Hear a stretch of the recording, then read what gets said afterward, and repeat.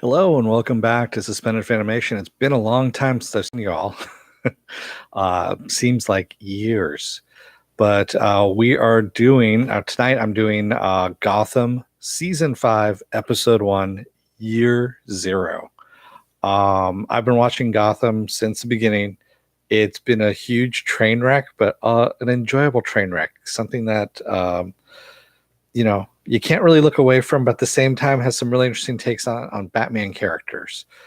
Questionable timelines, but still interesting takes on this. I consider it an Elseworld. I do not consider it part of the Batman universe, but it's fun nonetheless. So let's get started with Year Zero. And as usual, spoiler alert, if you haven't seen the episode, go and see it. Then you can come on back, take a look at the video, and you can comment in the comments down below. So let me also get the chat up here so I can see that as well as I'm doing this. So we start off with it's No Man's Land, day 391. So it's been over a year since Gotham has been cut off from the mainland. And just ridiculous. We see Riddler and the Penguin getting dressed and getting armed up. We see Bullock. He's drinking in his bar, and he's also getting geared up as well. And Gordon getting geared up as well. And all of them are walking down this, their own different hallways, and they all come together, and they're in a group together, end up meeting with this army of cops and other people. And, they have their little rousing, pick me up speech, and then they stand at the wall and start shooting. Okay, fire. And they start shooting down at army guys. There's army guys at the bottom of this wall, and they say, for Gotham. And they're shooting this. We don't know what the hell's happened at this point. That it's been a year, over a year, and now they're fighting against the army. So we flash back to day 87, and that's where we start off this episode now. Is day 87 has Gordon talking to the army on the radio and tell them what's happening, that the city's been divided up by different gangs. The Penguin's taken over City Hall. Barbara and the Sirens have taken over the club and the surrounding blocks of that, and they actually protect their people, but they seem to have a lot of food for some reason. No one knows how they get all this food coming in. In the west, we have the Scarecrow, and Dr. Freeze is to the north, and he's been fighting Firefly. Kind of interesting that fire and ice are fighting against each other. And no one's seen Jeremiah in all this time. Jeremiah was the one that basically started all this mess. Or the Joker, as we like to call him. It's Jeremiah the Joker. Same thing. Gordon and the cops, they have their police station and a couple of blocks, like about 14 blocks surrounding it, and about 150 people there helping out. And of course, the government's doing nothing. It's day 87. They haven't sent any food in. They won't let anybody come out. They won't send any food in. And they're basically forming a committee to talk about what's going to happen.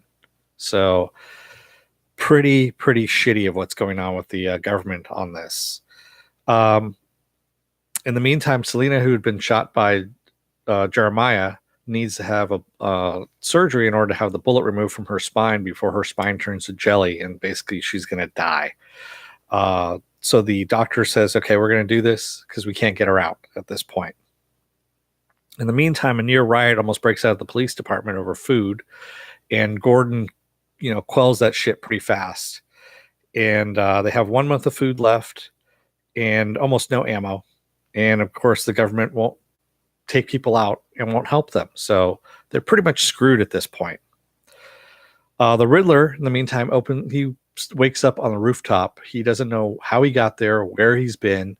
And it's just, he thinks that Ed is taking over. He has another persona that's inside of him that's always smarter than him. And he thinks that Ed is taking over, but Ed won't talk to him. I'm sorry, what did you say there, Filthy? Just curious, Dennis, at the end of the show, can I get a mention about my channel? Yeah, oh, definitely. So, sorry, I see this stuff pop up as I'm going. I've got it at eye level here too. So, we have Bruce and Gordon up on top of the rooftop, and of course, Jim's got the spotlight on the police station, of course, with portents to come of that being the bat signal. and they're talking about, you know, that the spotlight is a beacon of hope. And Bruce, of course, goes out into the night to find out what's happening as well, and also to see what he can scavenge, because him and Gordon talk about needing more supplies, of course. Scarecrow and his army end up showing up, and Scarecrow gasses one of the cops. He shows up in front of the police compound, gets him to open up the gate, and of course kills the 2 cops on guard. Him and his army go in, and they go in to steal food and medical supplies from both the police station and from the clinic where Selina is being treated at. And they've cut the power at this point, and Selina's in the middle of a surgery when they cut the power here, and the generator kicks on, luckily, so that the doctor can finish that. So one of the nurses says that the scarecrows are downstairs in the basement, and they're actually taking the medicine. So Bruce decides to go down there with his night vision goggles and take care of things. And Bruce, by the way, is probably about 17 at this point, maybe 18. So maybe. I'm not too sure at this point.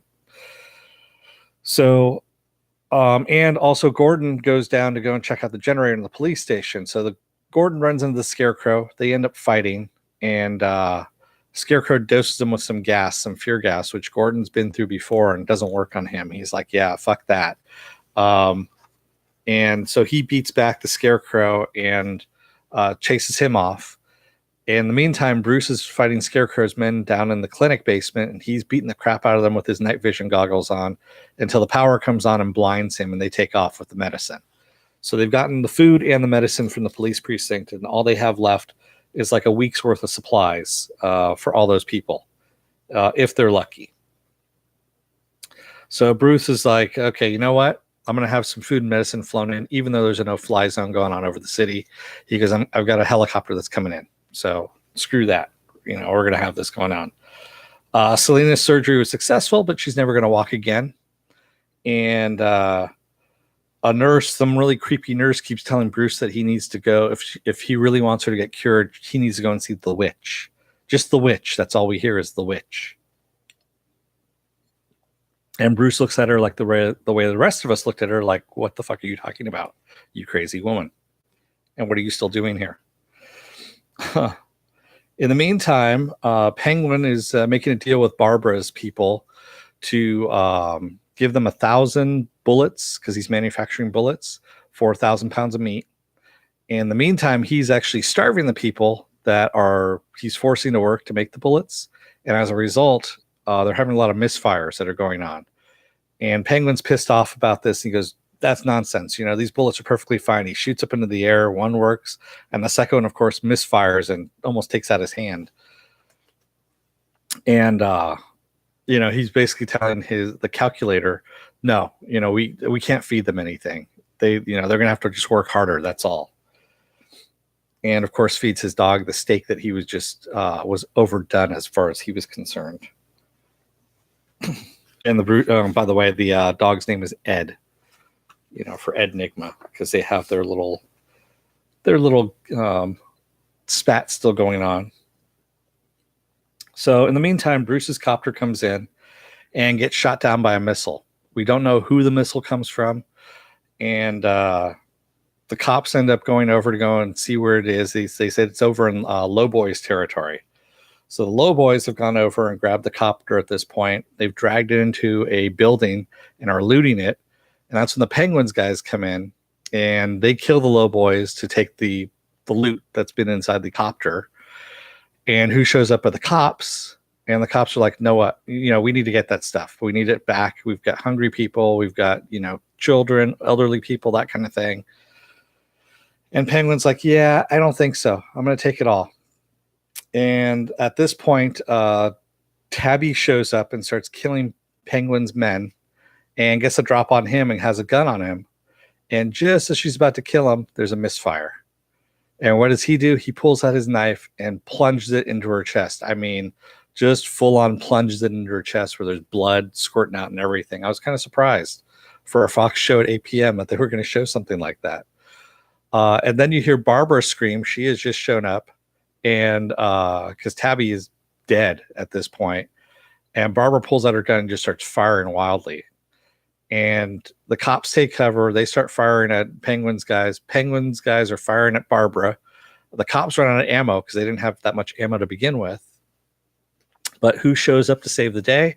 Bruce. Bruce shows up outside, knocks out a couple of the Penguins guys, grabs their ammo, gives it to the cops so that they have some ammo to deal with, and they load up their guns.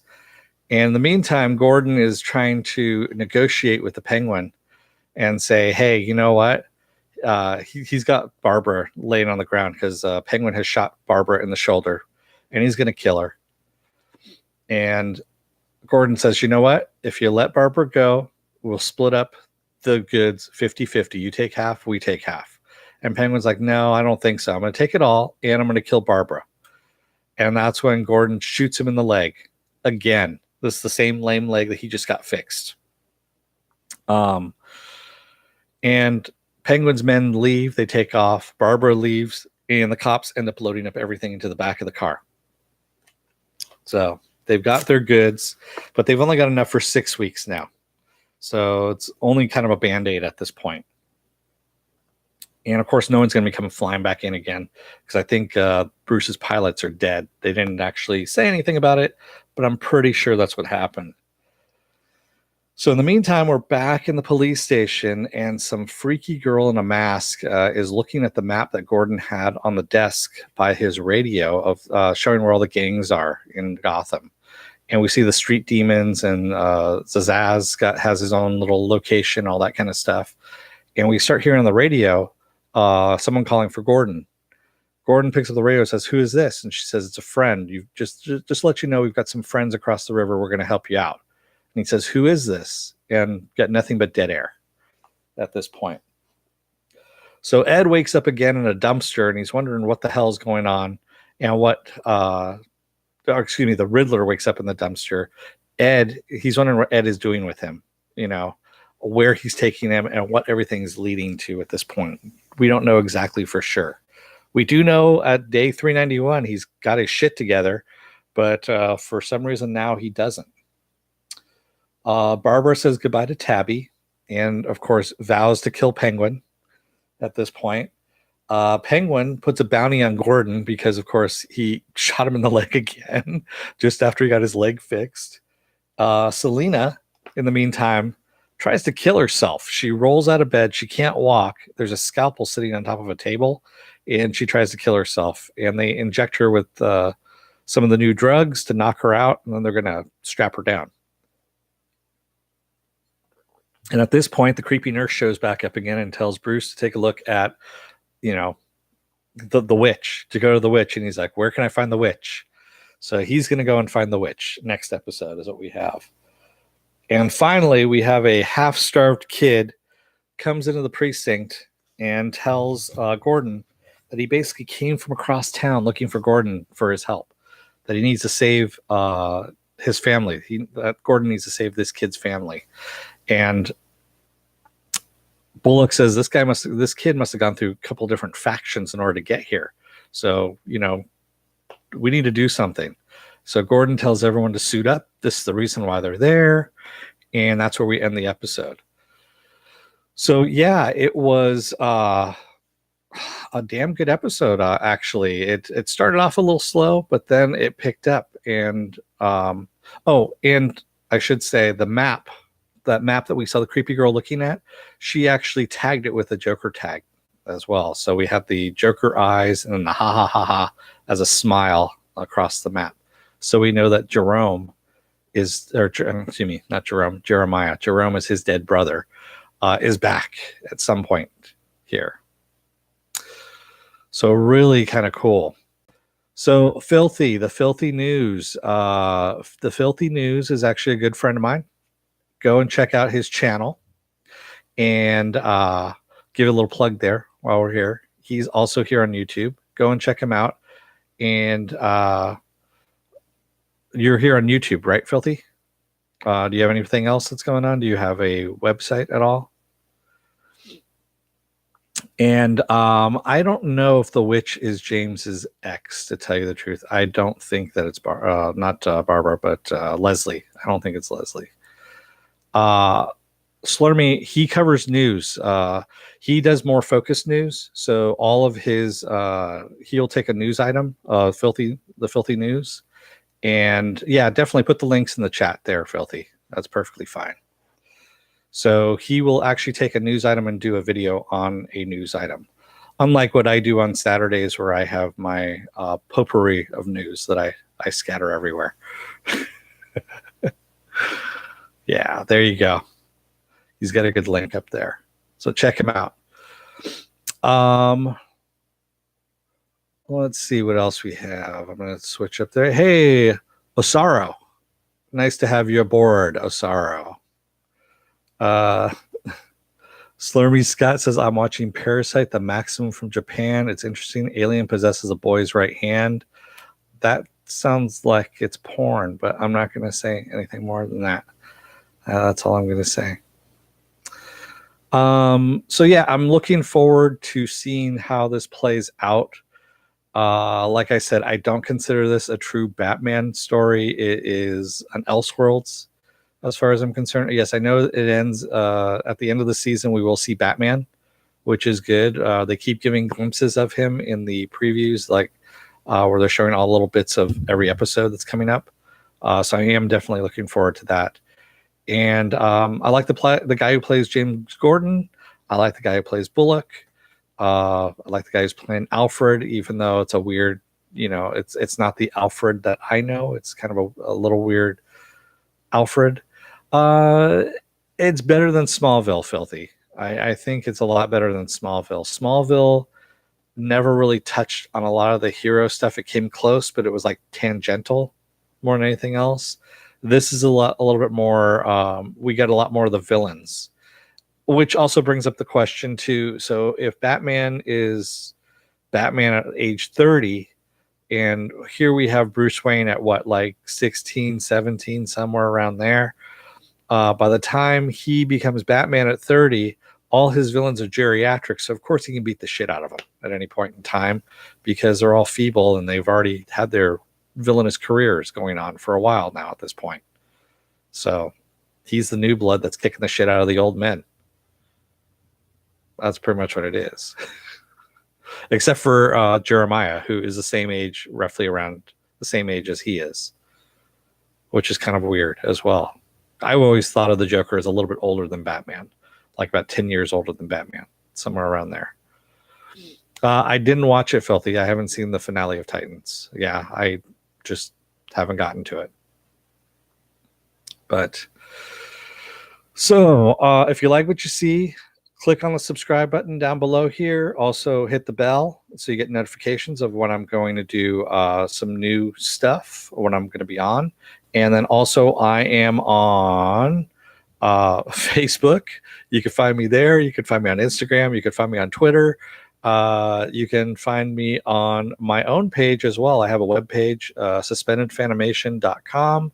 I am going to be putting together a schedule, hopefully this weekend. That way I can find out actually what's going on, what all these different TV shows are, and they're not just scheduling them for the holidays like the Orville was, where they had a Sunday episode and tonight's episode. And yeah, so, and yes, I am going to be doing a Future Man episode 10 podcast tomorrow at 6 p.m. Pacific Standard Time.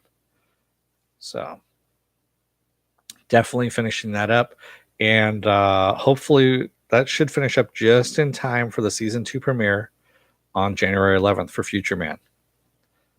And yeah, go ahead, Filthy. Throw your links in the messages box down below too. That's fine. So with that said, I know it's a bit fast and furious. That's how I've been doing these podcasts lately, where I'm just jumping in, doing a quick recap and a review of this. It's easy to get through. And again, like I said, if you like what you see, hit the subscribe button and the like button and the little bell as well. And thank you for all of you who stayed up late to see this. Filthy News, Slurmy Scott, Osaro. And I will see you guys tomorrow at 6 p.m. Pacific Standard Time for Future Man episode 10. With that said, don't let the door hit your ass on the way out. Otherwise, you might have a misfire and end up getting stabbed by the penguin. Good night, everybody.